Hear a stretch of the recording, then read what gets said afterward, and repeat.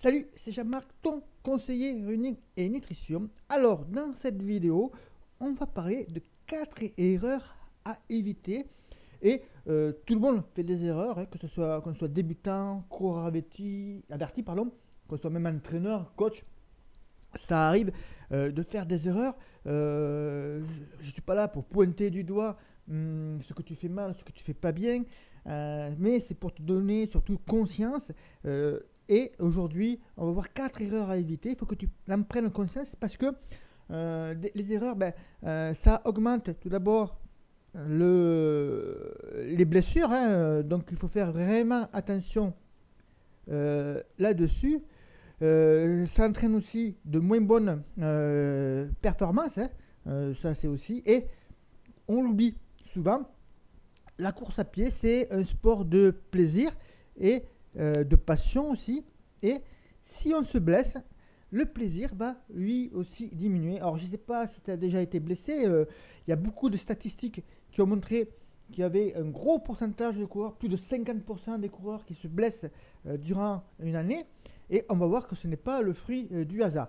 Et tu pourras télécharger le PDF que tu vas trouver dans les commentaires en dessous, hein, un PDF très très intéressant parce qu'il contient la raison cachée, notamment la raison cachée, la cause numéro 1 des blessures en course à pied. Alors c'est vraiment très intéressant et je t'invite à le télécharger dès maintenant. Alors donc on va passer à la première erreur.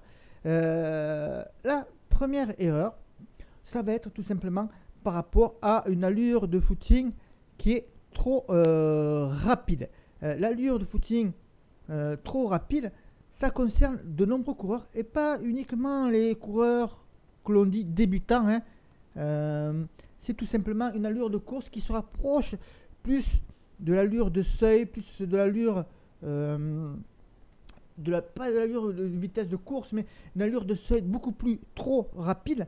Et lorsque tu fais des footings trop rapides, tout simplement, tu te fatigues plus vite. Donc, il y a une fatigue qui augmente.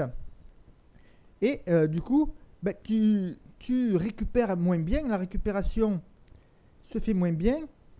Et on finit par aller vers pas forcément le surentraînement, mais on a des risques de blessures qui sont très importants. Tout ça, ce footing trop rapide, trop souvent vient de la même erreur, d'une mauvaise évaluation de ton niveau, hein. Alors, l'évaluation de ton niveau va passer tout simplement par le test VMA. Pour ça, tu as plusieurs façons de faire un test de VMA. Tu peux très bien utiliser nos protocoles à nous qui se rapprochent du test semi-Cooper. Sinon, tu peux le faire également dans les instituts, au laboratoire, si tu veux faire un test en laboratoire. Puis tu peux le faire également lorsqu'il y a des clubs ou des associations qui organisent des tests. Attention également pour ce test VMA, et là je vais te le mettre en orange, il ne faut pas qu'il soit... C'est une erreur aussi qu'on rencontre souvent lorsqu'il est trop éloigné. C'est-à-dire que très souvent, il y a des coureurs qui font un test VMA en début de saison et puis qui vont utiliser ce même test. Donc, avec ce test, je te rappelle que l'on connaît les allures de course, hein, et ils vont utiliser ce test pendant plusieurs mois et parfois ils vont faire qu'un seul test de l'année.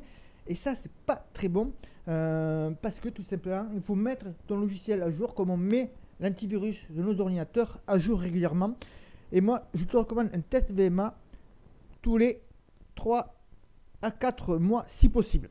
Donc voilà, la première erreur, c'est de faire des footings, des sorties en endurance qui sont trop rapides. Donc il faut faire attention à ça, hein, et il faut vraiment te concentrer, regarder à quelle allure tu le fais. Alors soit tu prends la VMA, soit tu prends ta fréquence cardiaque, mais il faut quand même que tu regardes à quel niveau tu cours tes footings en endurance. Donc on va passer à la deuxième erreur, mais en attendant, j'espère que tu as téléchargé le PDF avec la raison cachée et la cause numéro 1 des blessures des runners. Ce n'est pas le hasard. Lorsqu'on se blesse en course à pied, il y a toujours une raison. Et vraiment, cette raison-là, c'est les statistiques qui l'ont montré, c'est la raison numéro 1 qu'il faut vraiment que tu en prennes connaissance.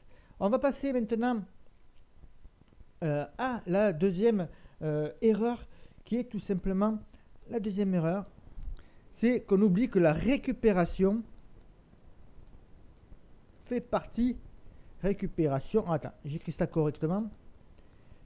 La récupération, ça fait partie tout simplement de l'entraînement.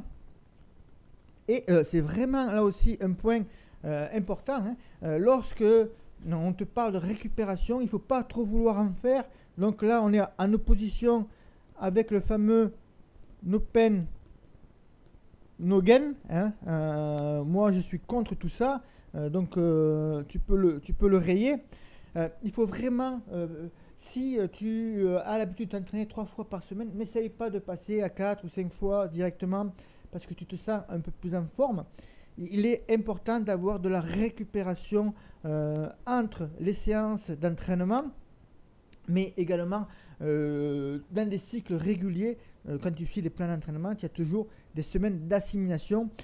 C'est par exemple je remets du blanc là, le principe 1 plus 1 égale 3 que je t'apprends très régulièrement dans nos programmes d'entraînement. La récupération fait partie de l'entraînement. Ce n'est pas parce que tu mets un jour de repos, voire plus, 2 jours de repos entre 2 séances d'entraînement, que tu ne vas pas progresser. La récupération t'aide à progresser et à améliorer tes performances. Ça, c'est vraiment très important. Et bien sûr, elle diminue le risque de blessure. Donc ça, c'était le deuxième point qu'on a vu ensemble. Et je te rappelle qu'il y a le fameux fiche pratique à télécharger. Et tu vas voir aussi dans cette fiche pratique que je te parle aussi de la planification de tes objectifs, les 4 temps qu'on doit retrouver lorsqu'on a un objectif en course à pied. Ça peut être dans un autre sport également, comme le triathlon. Il y a 4 phases dans un plan d'entraînement, 4 périodes qui sont cruciales dans un objectif, lorsqu'on planifie un objectif. Et c'est vraiment très intéressant à le télécharger. Ça te permet aussi d'éviter les blessures. On va passer maintenant à la troisième erreur. La troisième erreur, elle concerne l'échauffement. Alors l'échauffement, je ne te parle pas bien sûr de l'échauffement lorsque tu vas faire une sortie en endurance, il n'y en a aucun intérêt, mais on va parler de l'échauffement pour les séances de VMA, voire pour certains types de compètes, trail court, compétition de 5, 10 km, semi, voire marathon, on peut appliquer le même protocole.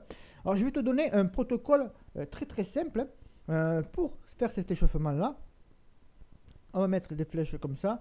Tu vas faire d'abord commencer par un footing. Donc très important de connaître ces allures de footing par rapport au point numéro 1 qu'on a abordé ensemble. Si déjà tu es trop rapide, ben, tu vas arriver trop fatigué pour ta séance de VMA. Donc grosso modo 15-20 minutes. Ensuite, on va faire des exercices. Alors, les exercices, c'est très simple.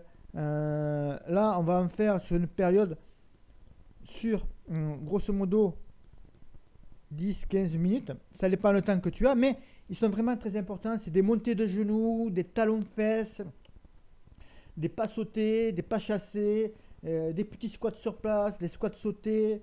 On peut avoir innombrables exercices. Soit là on vise le renforcement musculaire, soit on vise également l'amélioration de ta technique de course, la technique de foulée aussi, l'amélioration de ta foulée. Ça donc c'est la première partie, footing. Deuxième partie, exercice. Troisième partie, c'est ce qu'on appelle les lignes droites. Alors les lignes droites, ce ne sont pas des sprints, ce sont tout simplement des accélérations progressive qu'on va faire entre une dizaine par exemple sur 100 mètres. Tu vas te mettre à une allure progressive pour arriver à la fin de cette accélération à l'allure de ta séance de VMA ou l'allure de ta compétition que tu vises. Là, tu as ici tout simplement la base. La base que j'explique dans tous nos programmes d'entraînement. Bien sûr, dans nos programmes d'entraînement, je la décortique beaucoup plus, mais c'est la base de l'échauffement, d'un échauffement réussi, d'un échauffement parfait pour éviter bien sûr les blessures, mais aussi pour augmenter ton niveau de performance lorsque tu vas attaquer la compétition ou la VMA juste derrière. Donc, c'est vraiment très important de réaliser ce type d'échauffement. Ça va aussi retarder, bien sûr, ça va éloigner le risque de blessure. Donc, avant de passer au quatrième et dernier point, je te rappelle tout simplement que tu as ce fiche pratique, ce PDF à télécharger. Tu l'as dans les commentaires ou tout simplement dans la fiche descriptive si tu es sur notre chaîne YouTube. Tu cliques dessus, tu vas recevoir également le journal du coureur qui va avec. Mais tu as vraiment là de quoi faire pour éviter la raison numéro 1, la cause numéro 1 des blessures en course à pied et que l'on te parle très rarement. Donc on attaque maintenant ensemble le quatrième et dernière erreur que je voulais te parler aujourd'hui. Donc aujourd'hui c'est tout simplement d'avoir, c'est par rapport à ton objectif, et d'avoir un objectif, on va dire, que moi j'appelle, que je vais te dire, qui est, non je ne vais pas y rentrer sur la même ligne, mais je vais le mettre trop ambitieux. Ça c'est vraiment une grosse erreur qu'on a, mais c'est dans la nature humaine, c'est de vouloir tout de suite et d'aller trop vite dans la façon de s'entraîner. Ça concerne aussi bien les coureurs débutants, les coureurs expérimentés. Et d'ailleurs, je vais te donner un exemple. Alors, cet exemple, il m'a été, je l'ai vu tout dernièrement, il y a 1 ou 2 jours, sur Facebook, dans un groupe de discussion, une personne expérimentée, donc tu vois que ça n'arrive pas à n'importe qui a eu 2 mois, 2 mois d'arrêt en course à pied, donc qui n'a pas couru pendant 2 mois. Alors je ne sais pas si c'est suite à une blessure ou à autre chose, mais 2 mois d'arrêt et qui se lance juste derrière à une prépa ultra sur 2 mois. Alors là, on va pointer du doigt de nombreuses erreurs qui sont faites et qui rejoignent tout simplement que l'on est bien dans un objectif trop ambitieux. Et là, le risque, c'est tout simplement de rechuter et de se reblesser. Tout d'abord, après 2 mois d'arrêt, la reprise doit être douce. Reprise douce. Donc, 2 mois d'arrêt, grosso modo, on reprend grosso modo, je te dis, après ça dépend des personnes, bien sûr, 50% de son volume que l'on faisait avant, donc 50% de volume d'entraînement qu'on faisait avant. Si tu avais l'habitude de courir 5 heures par semaine, et bien tu n'en fais plus que 2h30. Si tu en faisais 6 heures, tu n'en fais plus que 3 heures. Mais c'est vraiment le maximum. Ça, c'est vraiment le maxi. Tu peux être plutôt aux alentours de 35-40% pour une reprise 12. Et cette reprise 12 va durer, on va augmenter au fur et à mesure, bien sûr, la proportion du volume d'entraînement, on va remettre un petit peu de fractionné ensuite, mais la reprise 12 va durer autant que les mois d'arrêt, au moins 2 mois. Et très souvent, il y a des statistiques qui ont montré que ça pouvait durer, et là je vais te le mettre, supérieur ou égal à 2 mois, et il y a des statistiques qui ont montré que ça pouvait dépasser 2 mois, même multiplié par 2, donc 4 mois de reprise douce avant de se lancer donc dans une préparation d'une course. Donc on voit là que la préparation ultra c'est pas bon du tout. Là ici si on fait la préparation ultra comme là, et ben on va tout simplement augmenter le risque de blessure. Alors ça ne veut pas dire qu'on va se blesser forcément, mais on augmente forcément le risque de blessure. Là ça va être plutôt dans l'autre sens qu'on va la faire. Les performances ne vont pas être au rendez-vous. Là, c'est sûr et certain que les performances ne pourront pas être celles que vous voulez tout simplement parce que on ne sera pas prêt. 2 mois d'arrêt total de course à pied ne te permet pas en 2 mois de te préparer correctement, surtout là qu'on est sur, quand même, sur une perf, sur un ultra quand même. Donc on est sur des longues, très longues distances. Donc tu vois que lorsqu'on a un objectif qui est tout simplement trop ambitieux, eh bien, ce n'est pas possible. Donc il faut faire très très attention à ça. D'ailleurs, si tu le souhaites, là aussi il y a un PDF, mais il faudrait retrouver la vidéo où c'est que je te donne dans un PDF pratique comment te fixer correctement un objectif en 4 temps ou en 3 temps, je me souviens plus trop si j'avais parlé de, de toutes les façons de faire un objectif, mais grosso modo, tu là sur notre chaîne YouTube ou sur notre site internet runningandtrail.net. Donc voilà, ce que je voulais voir avec toi, les 4 erreurs. On a vu donc ensemble la première erreur qui est tout simplement l'allure du footing. Hop, une nouvelle erreur, mais c'est pas grave, on corrige le footing rapide. Hein. Attention à ça donc. On a vu en deuxième erreur la récupération. Alors la récupération également, hein, on n'oublie pas la nutrition, hein, on pense à la nutrition. On pense aussi à son sommeil, hein, très important. Et on pense aussi par exemple au stretching, c'est très important aussi d'en faire de temps en temps. Mais ça, ce sera d'autres points qu'on pourra aborder prochainement. Un troisième point, donc on a parlé de l'échauffement. Alors l'échauffement aussi, ne pas oublier qu'il est à faire. Hein. L'échauffement, ce n'est pas simplement un footing de 20 minutes. Tu as vu qu'il y avait plusieurs points abordés. Je t'invite à repasser la vidéo si tu as oublié les points principaux à voir. Et un dernier point, donc on a vu les objectifs ambitieux à éviter absolument. Là déjà, tu as 4 erreurs qui sont assez fréquentes et qu'on retrouve régulièrement pour tous les runners ou trailers. Donc, comme je te l'ai dit, si tu souhaites, tu as la fiche donc, PDF qui te donne la raison cachée numéro 1, la cause cachée numéro 1 des blessures en course à pied, et tout ça tu l'as dans le commentaire, je t'ai mis un lien ou dans le descriptif de la vidéo à télécharger. Et si tu le souhaites également, si tu vas aller plus loin avec nous, je t'ai préparé ce que j'ai appelé le pack RT, qui est tout simplement le pack runner et trailer. Tu l'as aussi, je te l'ai mis dans les descriptifs de la vidéo. C'est un pack de guide running. Hein, il y en a 3 principaux. Hop, on va faire là, si j'ai un peu de place, les 10 clés pour progresser en course à pied. Donc là, ce sont des conseils tout simplement. Hein. Il n'y a pas de plan d'entraînement. Les 10 clés, les 10 erreurs également pour éviter de te blesser.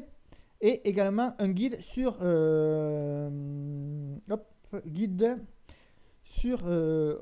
plutôt je vais faire comme ça, sur les chaussures de running, hein, parce que les chaussures c'est notre outil principal lorsqu'on est coureur. Donc pour éviter les erreurs, je te montre un guide, je te donne un guide avec des expériences, un podologue qui intervient également, un ostéopathe, un expert en chaussures minimalistes. Et ça, c'est dans un pack de plusieurs guides avec de nombreux bonus. Hein, mais je t'ai mis le lien en dessous si ça t'intéresse pour le consulter. Tu auras aussi à la fin de cette vidéo, si tu es sur YouTube, 2 autres vidéos à regarder qui peuvent t'intéresser très fortement. Et bien sûr, si cette vidéo t'a plu, et bien à ce moment-là, je t'invite à tout simplement à liker, à mettre un pouce positif pour dire que cette vidéo t'a plu. Ça me fera grandement plaisir. Si tu as des questions autour de ces 4 erreurs pour éviter les blessures, je t'invite à laisser un lien en dessous, enfin plutôt un commentaire en dessous de la vidéo pour que l'on en discute. Je te souhaite d'ici là une bonne journée, je te dis bon run et à bientôt. Ciao ciao.